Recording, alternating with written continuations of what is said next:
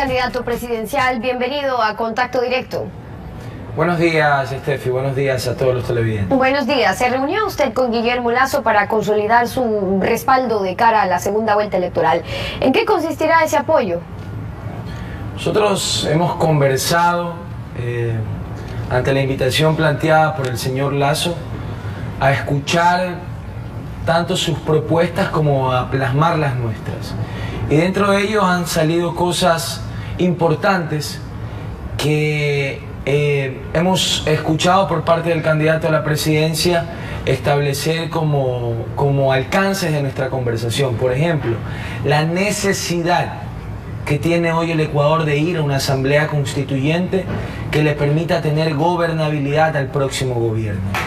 Dadas las circunstancias, dado el atraco electoral principalmente alrededor de la Asamblea Nacional que ha hecho Alianza País en esta primera vuelta, el país entraría en una crisis de gobernabilidad preocupante. Por ende, es necesario, dentro de cualquier acuerdo al que se pueda llegar, establecer como primer punto el llamado a una asamblea constituyente que le devuelva la gobernabilidad al Ecuador y la capacidad al nuevo gobierno de implementar los cambios que el país necesita. Es decir, ¿cree que ese debería ser un primer acuerdo de las fuerzas políticas de cara a una segunda vuelta? Ya vamos a hablar sobre eso, pero antes de pasarlo, usted obtuvo un 4.82% de los votos a nivel nacional en las elecciones del 19 de febrero, pero en Guayaquil tiene una votación mayor, un 8%. Usted representa a Fuerza Ecuador, pero también ha cautivado votos de quienes en algún momento fueron, por ejemplo, del PRE, sobre todo en distritos en los que incluso el PRE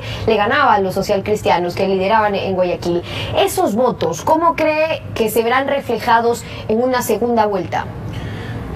A ver, es importante manifestar que estos puntos que queremos incluir dentro de un posible acuerdo, aún inexistente, son necesarios para darle gobernabilidad y para representar precisamente la voz de esos sectores en un posible acuerdo. Nosotros vamos a establecer la voz de los pobres ante cualquier acuerdo.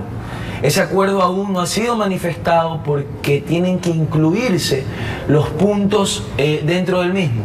Pero efectivamente hay sectores, principalmente de los sectores más vulnerables, no solo de Guayaquil, sino de todos los rincones del país, que son alrededor de más de 500.000 ecuatorianos que apostaron por nuestra candidatura en los resultados que nos dio el CNE el día 19 de febrero. Hoy representamos la voz de ese 500.000 de ecuatorianos y es evidente que no se puede salir a decir que se respalda por respaldar sencillamente por un momento u otro. El Ecuador tiene que entender el momento en que vivimos y los políticos tienen que entender que no es hora de fortalecer diferencias, sino de hacer esfuerzos por el bienestar del país. A nosotros nos tienen muy preocupados, y lo he dicho desde el primer día, el silencio del alcalde de Guayaquil, la actitud cómplice del señor Nebot con el gobierno, que hasta hace pocos días dice que él ni siquiera quiere conversar, demostrando que no se están haciendo esfuerzos por rescatar al país de las manos de la corrupción. ¿Silencio en qué sentido? Porque el alcalde se ha pronunciado en cuanto a la colaboración que se podría dar, en cuanto al control electoral, en cuanto a sus votantes, pero que la reunión, el diálogo se puede dar con los candidatos, con Cintia Viteri, como se ha hecho con los otros candidatos. ¿Qué pasa con eso? Porque una cosa es lo que uno dice y otra cosa es lo que uno hace. Hoy no es momento de vanidades ni de resentimientos. Hoy es momento de escucharse por el bien del Ecuador. Estamos gobernados por un modelo de odio, de corrupción, que quiere terminar de destruir al país y de llevarnos a vivir en situaciones similares a las de Venezuela. Hay que escucharse, hay que plantear acuerdos, hay que plantear propuestas, hay que ir a una asamblea constituyente. Bueno, el escucharse y plantear propuestas no se ha descartado. Ahora, en el caso sobre lo que usted plantea... No, el señor Nebot ha dicho que él no está dispuesto a conversar con el señor Lasso y que lo haga a través de Cintia Viteri. En una reunión, correcto. Ahora, en el caso de ganar Lenín Moreno, ya sabemos cuál es el escenario porque es la continuidad de la Revolución Ciudadana. En el caso de Lasso, él ya habla incluso de la posibilidad de ir a una asamblea constituyente, pero dice que no lo descartan, pero tampoco lo confirman. ¿Usted cree entonces que ese es el camino para lograr un cambio real? Es decir, una nueva asamblea con plenos poderes para las reformas urgentes, sin pasar por la Corte Constitucional, sin entrar en un escenario de camisetazos y pactos que ya el país conoce. A ver, efectivamente, estos no son temas personales. A nivel personal yo tengo un respeto al señor Lenín Moreno. Lamentablemente está acompañado de una corrupción inmensa, principalmente en su binomio, a través del señor Glass. Hoy lo que se debe de priorizar para quienes queremos una alternativa diferente y que nuestro país no vive igual que Venezuela, y lo estoy viviendo en carne propia. Mis hijos están siendo amenazados, he recibido y se está utilizando a la SENAIN para rastrearme, para perseguirme, para amedrentarme, al igual como lo hace la SEBIN en Venezuela. Evidentemente queremos que ese modelo cambie, pero es necesario garantizar a través de una asamblea constituyente que lo faculte el artículo 444 de la Constitución, para que sea una decisión del presidente de la República. El artículo 444 de la Constitución es claro. Dice, la Asamblea Constituyente solo podrá ser convocada a través de consulta popular. Esta consulta podrá ser solicitada por el presidente de la República, por las 2/3 partes de la Asamblea y por los ciudadanos que quieran la misma. El presidente tiene la facultad de hacerlo, sin la necesidad de ningún criterio de la Corte Constitucional que pueda haberse envuelto contra la voluntad del pueblo. Y esa es una diferencia en los otros caminos o las otras alternativas que se proponen, que sí necesitarían la venia de la actual Corte Constitucional. Efectivamente, sabemos que hay una Corte Constitucional inmoral, que es una alfombra del correísmo y que podría querer enfrentar el sentimiento de todo un país. Por ende, si el próximo 2 de abril quien resulta ganador de las elecciones es el señor Guillermo Lasso, debería de comprometerse ya públicamente a llamar a una asamblea constituyente que le permita al Ecuador emprender los cambios, que le permita al Ecuador poder ir a un proceso de fiscalización, de transparencia y de implementar todos los cambios que los ecuatorianos queremos para salir de un modelo caduco y corrupto que ha sido liderado por Rafael Correa. Yo decía en mi anterior pregunta, sin camisetazos, porque si se plantea la posibilidad de gobernar con los asambleístas de país, los buenos, por cierto, lo mismo decía en su momento el presidente, que ellos dialogaban con los buenos de la oposición, y el tema es quién determina al bueno o al malo, es en función de los acuerdos o los pactos a los que llegan. Entonces nos remonta ese escenario a aquellos de ingobernabilidad del pasado, de los cuales ya tenemos bastante experiencia. Efectivamente, además Alianza País inició la segunda vuelta electoral el 19 de febrero con 66 legisladores, y cada día que ganaban queriendo robarse la primera vuelta, terminaron en 74 legisladores. ¿De dónde salieron? No lo sabemos.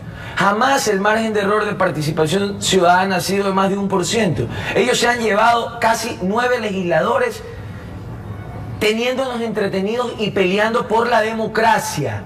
Nosotros hemos salido en respaldo de la democracia, no de personas o candidaturas. Hoy es momento de plantearse puntos para poder construir un acuerdo.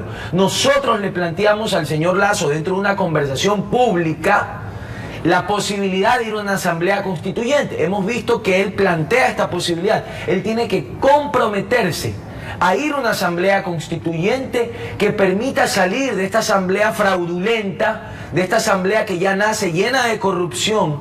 Porque imagínense en un Ecuador en el que el presidente de la asamblea sea José Serrano. Eso sería nefasto para la democracia del país. Entonces tenemos que ir a una asamblea constituyente que nos permita tener gobernabilidad y no someter al nuevo gobierno a una mayoría fraudulenta que se robó alrededor de 8 legisladores. Ahora, los procesos constituyentes han sido una constante histórica en nuestro país, en los grandes ciclos políticos, y es que pesan esos momentos que requieren de un cambio de timón en el Ecuador, y en eso estuvimos justamente hace 10 años cuando llegó el presidente Correa y tuvo a un país esperanzado en ese nuevo país, en esa revolución, en el fin de la partidocracia, de las prácticas y los abusos de poder. Hoy estamos en un momento similar, una década después. Bueno, hoy estamos... Digo, como para ir a una constituyente. Hoy estamos en un momento similar, en la que el Ecuador salía de la dictadura del 78, hoy estamos saliendo de la segunda dictadura petrolera. a través de este gobierno mal llamado de la Revolución Ciudadana, que de socialismo no tiene nada. Este es el gobierno más oligárquico y el gobierno más corrupto de la historia, y es necesario que el Ecuador se libere de esas cadenas de corrupción que nos ha gobernado durante esta década. Es necesario hacer todos los esfuerzos por transparentar el dinero de los ecuatorianos, y esto tenemos que hacerlo a través del mecanismo que nos da la Constitución. Artículo 444, una asamblea constituyente, porque el momento que el Ecuador vive así lo dispone, así lo requiere, y porque es necesario emprender cambios que le permita principalmente a los más pobres en este país mantener sus beneficios, pero dándole la posibilidad al nuevo gobierno de tener gobernabilidad y no de estar sometido a una mayoría de chantajistas fraudulentas que van a querer poner en riesgo la gobernabilidad y la democracia. Bueno, pero ¿cuál es el riesgo de esa mayoría con Alianza País? Porque ya hay quienes plantean la posibilidad... ¿De qué forma consiguen mayoría? Vamos a eso, porque hay quienes plantean la posibilidad de que se pueda gobernar con oposición, Alianza País, una nueva asamblea, pero lo cierto es que hay dos candidatos y sus dos movimientos defienden modelos distintos, totalmente distintos. ¿Por qué usted no cree que es real la posibilidad de gobernabilidad con movimientos que apostarán, por un lado, por la continuidad del modelo o el cambio, blindar lo logrado en estos 10 años o desmontar este sistema político implantado en esta década? El presidente Correa mismo lo ha dicho, que en caso de ganar las elecciones Guillermo Lasso, él plantearía una muerte cruzada, o a través de sus legisladores buscaría la forma de un año estar nuevamente en elecciones. O sea, le importa un carajo el Ecuador. Quiere ponernos en una crisis política, a someternos a sus caprichos, a su vanidad de que si él vuelve o no vuelve. Al Ecuador poco le importa, presidente. Usted ya está de retirada. Deje en paz al país. El país está cansado de este modelo de corrupción. Lo que queremos los ecuatorianos es libertad. El presidente nos vende miedo. Que si él no gana, el país entraría en un caos que él mismo originaría. El miedo mayor que tienen los ecuatorianos es que el Ecuador viva bajo un modelo como el de Maduro en Venezuela, muriéndose de hambre y haciendo filas para poder comer, sin ningún respeto a la democracia, donde los jóvenes son asesinados en las calles por querer estudiar lo que sueñan. Y esos son puntos que hemos planteado dentro del acuerdo, o de un posible acuerdo, para manifestar un apoyo que hasta el día de hoy no lo hemos hecho precisamente por ello, porque hay que ser responsables e incluir las preocupaciones del pueblo en un posible acuerdo. Cuando así se haya conseguido, nosotros saldremos a comunicarlos, porque es momento de hacer esfuerzos por el bienestar y la democracia de nuestro país. Las propuestas y la opinión del ex candidato presidencial Dalo Bucaramanga en Contacto Directo. Gracias por haber estado con nosotros. Buenos días. Son las 7 de la mañana con 29 minutos. Con ustedes una pausa, y al regresar estará Diego Tello, el coordinador de procesos electorales del Consejo Nacional Electoral, y su réplica sobre el registro electoral, las auditorías, las actas electorales y la cadena de custodia. Quédense en nuestra sintonía.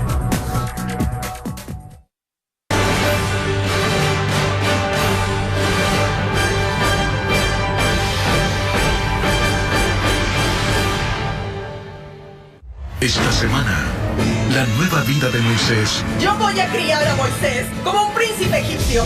No será fácil. ¿Crees que esa ropa cambiará tu sangre? ¿Es verdad que soy hebreo? Siendo eso también un motivo de rechazo. ¿Sabes qué, Moisés? Te odio. ¡Te odio! En el amor. Estoy completamente enamorado de Nefertari y ya no lo puedo ocultar. Moisés y los 10 mandamientos. Lunes a viernes, 10 de la noche. Cuando dicen que a Fibeca entras por algo y siempre sales con más, es cierto, porque entras por agua y sales lleno de productos gratis por compras acumuladas, actividades, cientos de beneficios con tu tarjeta Vitalcard y miembro del club que mejor se adapte a ti. Además, tus compras acumulan Vital puntos y beneficios. Entras a Fibeca y sales lleno de buenas sorpresas. Ahora me voy a levantar, con mi familia a disfrutar, un desayuno súper espectacular. El yogur de frutilla es una maravilla. Productos Dulax, lo mejor. El queso derretido es súper divertido. Se canta su sabor. Familia reunida, disfruta de su día. Con la mejor nutrición. Dulax, para disfrutar y compartir una tradición 100% ecuatoriana, con la calidad Improlac.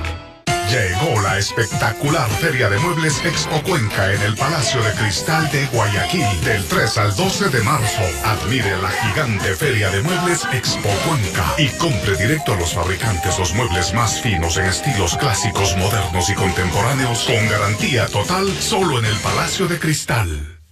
Los Vivancos regresan a Ecuador con su nuevo tour Born to Dance, nacidos para bailar. Quito, 17 de marzo, Teatro Nacional Casa de la Cultura, 20:30. Consigue ya tus localidades. Disponibles en ticketshow.com.es. Musicalísimo y Ricky te lo trae. Top Show. Soñar implica despertar, levantar la mirada, atreverse a cuidar el mundo cuando nadie más intenta protegerlo. Construir un sueño con bases sólidas, hacer historia, siendo tú el protagonista, descubrir quién eres y a dónde quieres llegar, creer en tu posición, cuestionar con firmeza la verdad, porque para transformar el mundo hace falta decisión. Sé tú quien da el primer paso. Convierte tus sueños en el poder para transformar el mundo. Universidad SEC.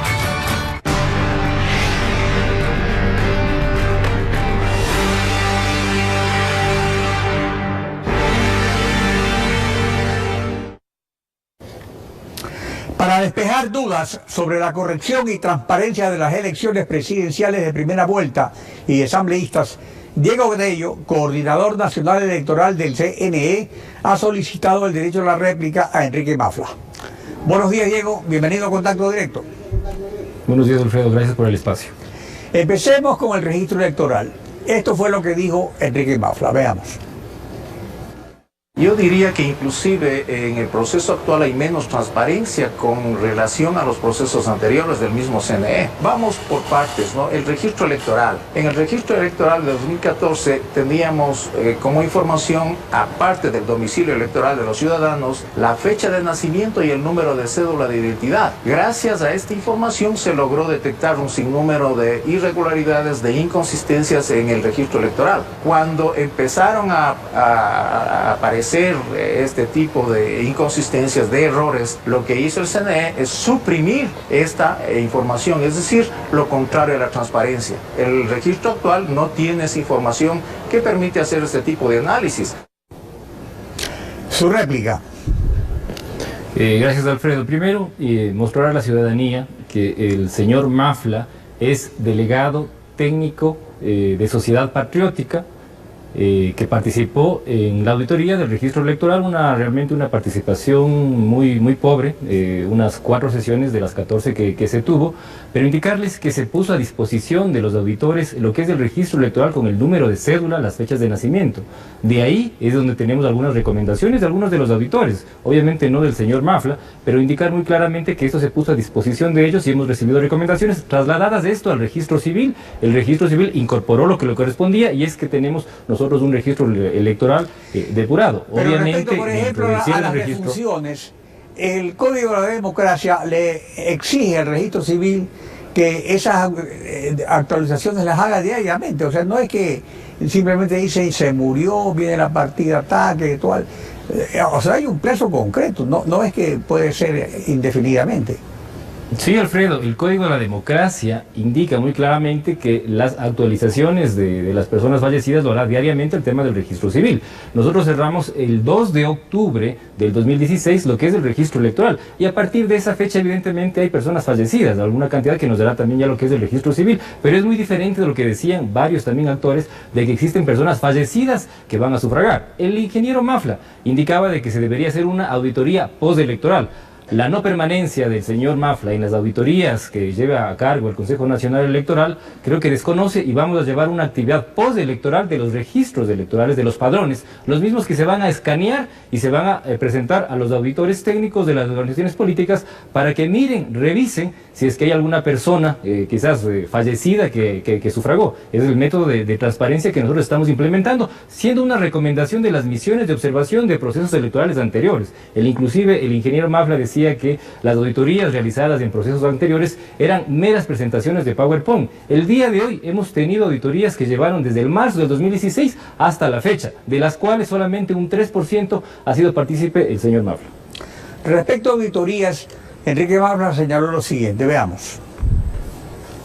Un segundo caso es el del sistema informático de transmisión de resultados, de transmisión de actas y de escrutinios. A las 12 del día del 19 de febrero se acordó con los técnicos del CNE realizar un seguimiento de este sistema, de este software, para verificar la integridad y autenticidad del mismo ya cuando entraba en funcionamiento a partir de las 5 de la tarde. Lamentablemente el ingeniero Tello a las 5 de la tarde del 19 de febrero envió un correo electrónico indicando que este control que debía hacerse en nombre de la transparencia estaba suspendido. Lo más anecdótico es que el ingeniero Diego Tello, siendo el coordinador nacional de procesos electorales, es al mismo tiempo el jefe del equipo de auditoría. Es decir, que él mismo se estaría auditando, ¿no?, los procesos que dirige. Su réplica. El Consejo Nacional Electoral contrató a un doctor en auditoría. Él es quien lidera este proceso electoral, le tramita todos los documentos que solicitan los delegados de las organizaciones políticas. Creo que el señor Mafle es el menos indicado para hablar del sistema de escrutinios. Él no ha estado presente en estas auditorías. Con respecto a lo que menciona del día de las elecciones, el día anterior al 19 de febrero, a los auditores que permanecieron largo tiempo en este proceso se les entregó el código hash con el tema de la presencia de un notario. Lo que indica el señor Mafle es que hizo un pedido particular, indicando que el mismo 19 se genere otro código hash, lo que se respondió, y no desde mi correo electrónico, sino desde el doctor en auditoría, que por medidas de seguridad no se iba a entregar el código hash. Pero este código hash que se entregó antes del proceso electoral se va a entregar posterior al cierre del proceso electoral para que los delegados técnicos revisen que el sistema no fue cambiado ni antes ni después de haber entregado los resultados oficiales. ¿Posterior al cierre cuándo es eso? ¿En el momento del cierre o cuánto tiempo después? Una vez que se cierren todos los recursos electorales, de definir que ya con el Tribunal Contencioso Electoral que no existe ninguna apelación, de tal manera que ahí el sistema ya está cerrado, evidentemente, y se entregará los códigos hash a los delegados técnicos que soliciten el tema del código hash, que fue el inicio y que es el tema del final. El señor Mafla también indica que no se les pudo entregar a él la información en detalle sobre el tema de los datos de cada junta receptora del voto y de las imágenes. Coincide en algo, él lo dice, son miles de actas y miles de datos. Indicarle, señor Mafla, que en el COSFA todos los auditores de los delegados de las organizaciones políticas están bajándose todas las imágenes de una solicitud que ellos lo hicieron a auditorías. Solicitaron un acceso directo a un FTP para bajarse los resultados de junta por junta y todas las imágenes para hacer efectivo también su control electoral.